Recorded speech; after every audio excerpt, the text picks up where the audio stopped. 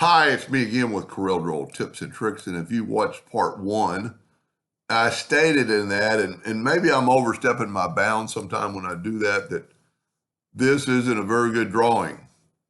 Um, Look at all the nodes. If we count that we select them all, there's 87 nodes. Now, I've got quite a few nodes in this, but look at the difference in the lines.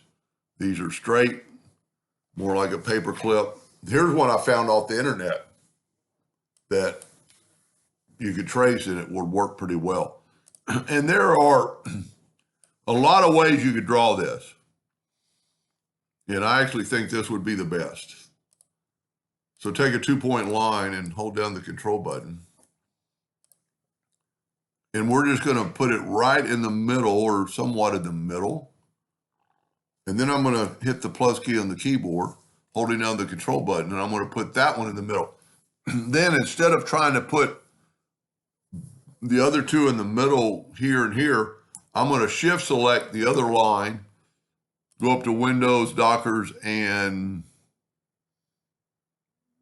well, no, I don't have to go there. I'm going to go to Effects and Blend, just blend 2 times. And I get those 2 lines in now, so everything's perfect. Regardless if they're in the middle, they're spaced out perfectly. Now I need to go to Object and break the blend apart, but you also need to click on the Into because it's a group of 2 objects. The blend does that, and then just go and group and ungroup.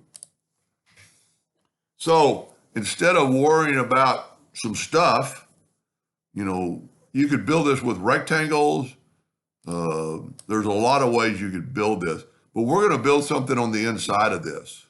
So I'm going to take some lines we don't need, and I'm going to delete these lines.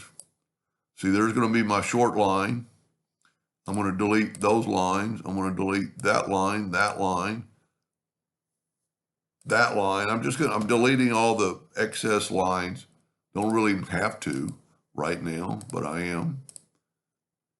And we're going to build this out of all lines. Now, this one might be a little bit taller, but you could cut it off and have, the exact same shape. Let's just do that. Let's just take a 2-point line and just kind of go right through here, maybe move it up a little bit, and then cut these 2 lines off. The line I drew just helps my line stop. Then I'm going to get the 3-point curve line, which is one of my favorite drawing tools, and I'm going to go from that node to that node, holding down the control button, and I get a perfect car. I could actually go a little bit taller to get this a little more even. So holding down the control button, you know what, I don't know, it'll let me do it. But that's all I had to do. Then take this and go from node to node or perpendicular. And now this one is going to be a little bit longer, but we can fix it. It's no big deal.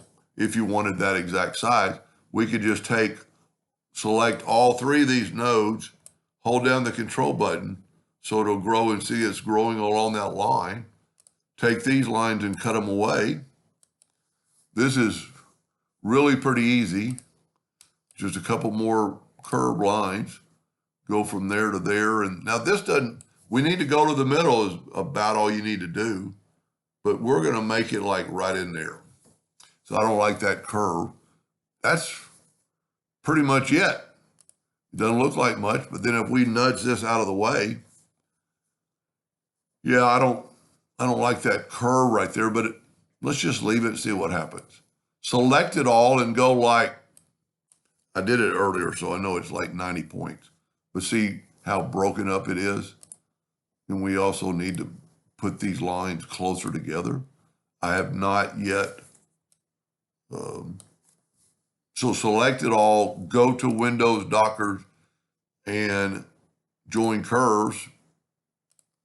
And now that joined all the curves. I got a double node I'm just going to delete. Now take all these, and because I just did it, I'm going to make it 90 points. You know what? Maybe a little smaller, maybe 85 points. Do whatever you want to do. Now the rounded end caps, hit F12 on your keyboard and select rounded end caps, and voila, you have a paperclip. Now, if I was doing it for real, I'd probably, have off these rough corners, more continuous, like I kind of did on the first one. But this would definitely work. And then to do what we want to do with the power clip, go up to object and convert the outline to an object, and then left click, right click, and you have an outline of a power clip. Or let's see which one this is. Yeah, this is the one I traced from part one of the deal. I like using the Intersect tool better. And you just need to make sure it's on top of the animals. You can see that it is on top, because if it wasn't, you couldn't see the line through them. And then select them all and just intersect and then nudge that over. And the reason I like the Intersect tool, I can nudge over the outline, but I still have my graphic. I can use it again and again and again and again and again.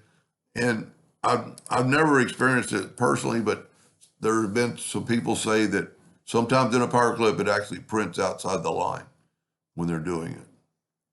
Anyway, I hope that helps somebody someday, and thank you for watching.